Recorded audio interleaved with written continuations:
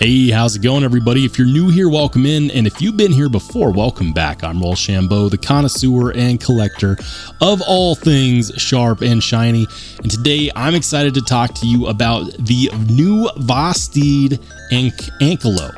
Ankylo? I think it's pronounced Ankylo. I'll be honest, I'm not entirely sure. I do know that that word is derived from the Greek meaning of stiff or bent or unmoving. I'm not necessarily sure what they were going for with that word, but it's a cool name nonetheless. What's even more cool is the fact that it has a new locking mechanism. This is the Vancor lock, and this is kind of the premier feature on this knife. This knife is not mine. This was not sent to me for free or anything like that. This is a loaner knife that is part of a pass around group. Shout out to BEDC who checked this out before me, and if you want to check out his channel, I highly recommend it. He's got some good stuff over there. But I wanted to talk about this knife so badly, so badly, because I love new locking mechanisms, and we are of course going to get into that. But to start off, let's talk about what it costs and what it's made out of. Well, for starters, this costs $159, and what does your hard-earned money get you? Well, we have a blade length of about 3.2 inches with an overall length of 7 3/4. The blade is made out of Elmax, which has been heat treated between 60 to 62 HRC, which is a breath of fresh air all around. I absolutely love seeing super steel being properly heat treated to target Rockwell hardness. The handle scales are made out of 6061 aircraft grade aluminum, which is very light and very tough and also extremely rust resistant. And we have this nice frag milling pattern here on the handle scales.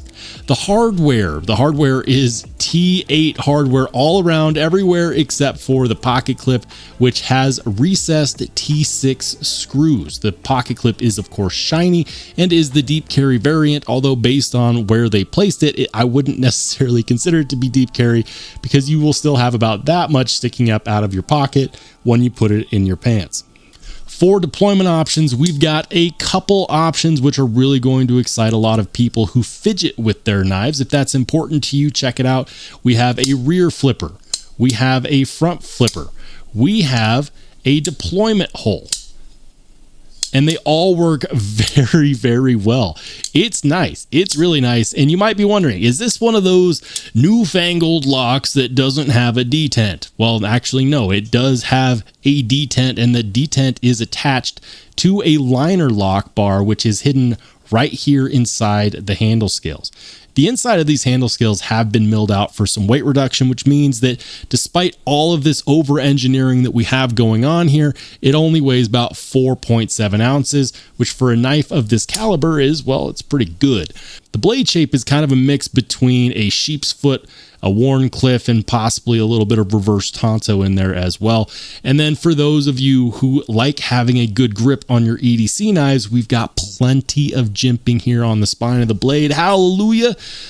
I really like that. You can, of course, choke up, and it's very comfortable. I'm not feeling any hot spots on this knife, and it indexes rather well. I'm a big fan of this modified sheep's foot blade shape, and also the fact that we've got a true deployment hole here as well. And that's not even talking about what's going on with the Vancor lock or the V-Anchor lock. I'm not sure what they're calling it because on the Kickstarter page, which I will link down below, it's spelled out V-Anchor, which would make me think that it's V-Anchor.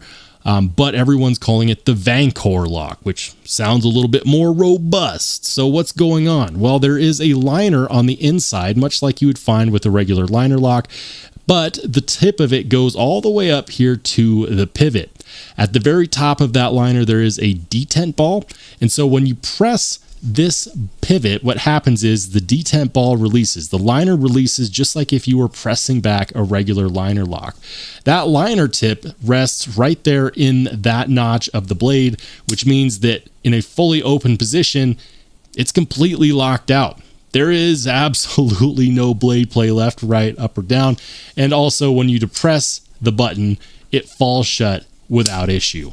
If you want to see what that looks like in real time, I'll go ahead and remove this smiley face cover, or at least I think it looks like a smiley face, and I'll show you what that liner tip looks like.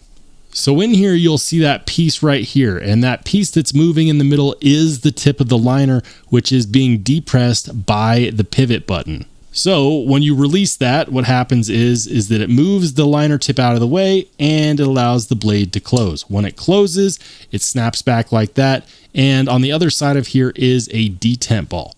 There's also a neodymium magnet, which means that in a fully closed position, the button doesn't automatically pop out.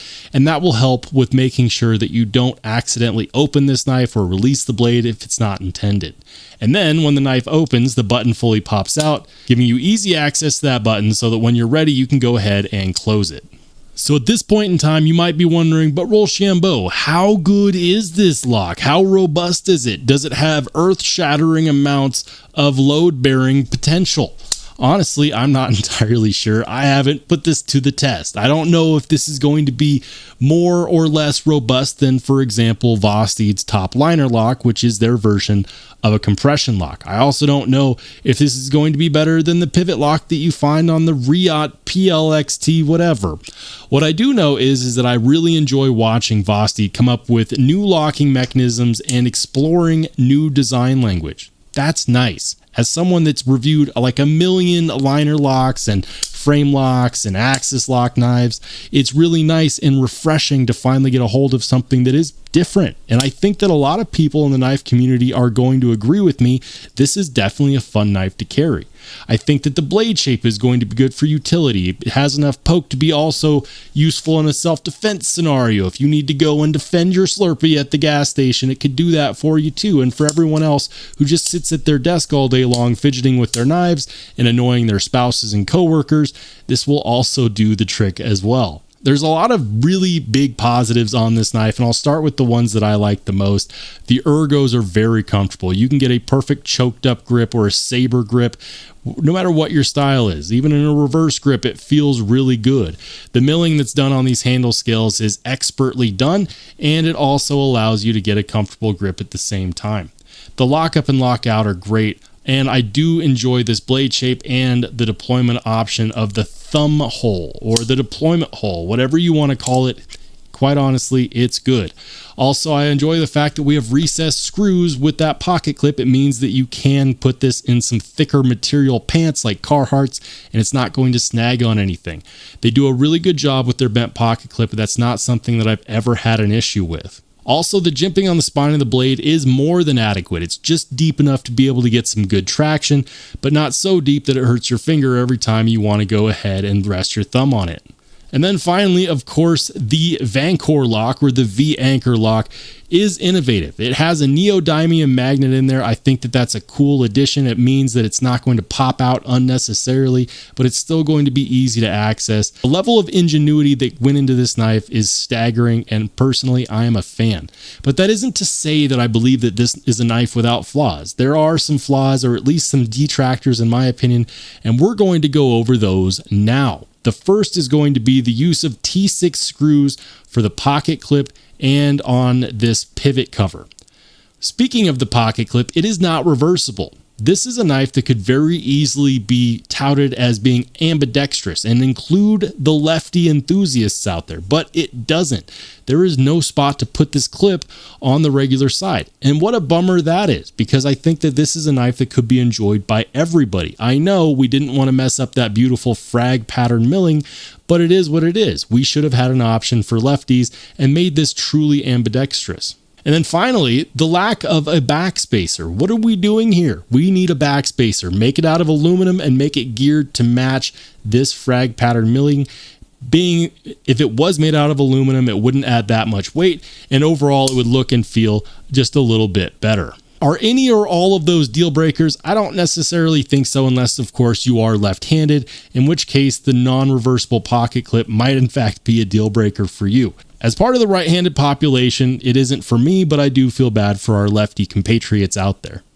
Honestly, I'm impressed. I think that for $159, you get a lot of knife with this, and I'm really curious to see if they put this Vancor lock in any other future knives. But now it's time that we have a discussion in the comment section down below. What do you think of the Vosteed Ankylo? Are you going to pick one up? Have you already ordered one?